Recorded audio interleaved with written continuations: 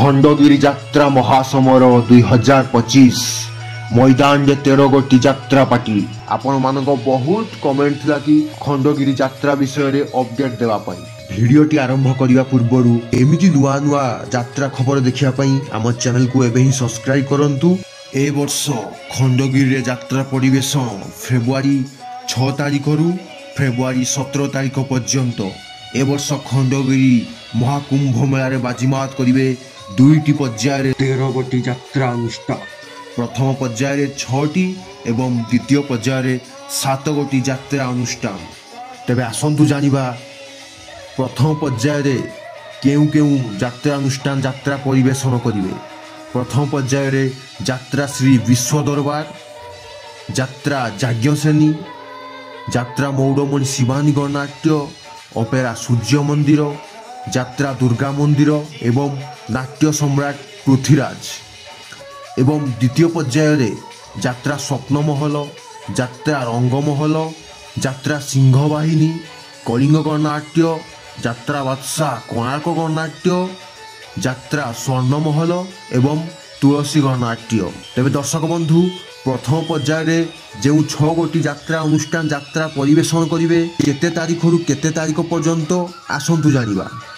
ଯାତ୍ରା ଶ୍ରୀ ବିଶ୍ୱ ଦରବାର ଫେବୃଆରୀ 6ରୁ ଫେବୃଆରୀ 11 ପର୍ଯ୍ୟନ୍ତ।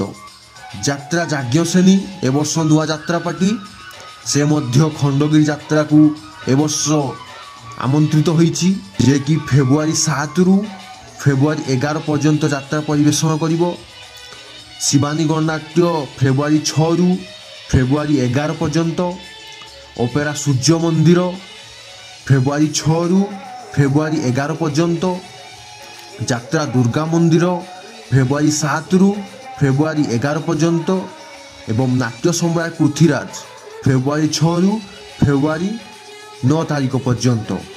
ଏବଂ ଦ୍ୱିତୀୟ ପର୍ଯ୍ୟାୟରେ ଯାତ୍ରା ପରିବେଷଣ କରୁଥିବା ଯାତ୍ରା ପାର୍ଟି ଯାତ୍ରା ସ୍ୱପ୍ନମହଲ ଫେବୃଆରୀ 12ରୁ ଫେବୃଆରୀ 17, ଯାତ୍ରା ରଙ୍ଗମହଲ ଫେବୃଆରୀ 12ରୁ ଫେବୃଆରୀ 17, ଯାତ୍ରା ସିଂହବାହିନୀ ମଧ୍ୟ ଫେବୃଆରୀ 12ରୁ ଫେବୃଆରୀ 17 ପର୍ଯ୍ୟନ୍ତ ଯାତ୍ରା ପରିବେଷଣ କରିବ।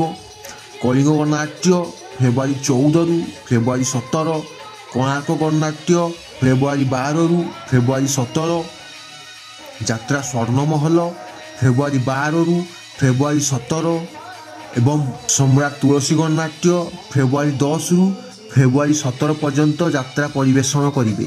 ଏ ବର୍ଷ କେଉଁ ଯାତ୍ରା ପାର୍ଟି ବାଜିମାତ କରିବ ଖଣ୍ଡଗିରି ଯାତ୍ରାରେ ଆପଣ କମେଣ୍ଟ ମାଧ୍ୟମରେ ଜଣାନ୍ତୁ। ଏବଂ ଏମିତି ନୂଆ ନୂଆ ଯାତ୍ରା ଖବର ଜାଣିବା ପାଇଁ ଆମ ଚ୍ୟାନେଲଟିକୁ ସବସ୍କ୍ରାଇବ କରନ୍ତୁ। ଜୟ କଳା।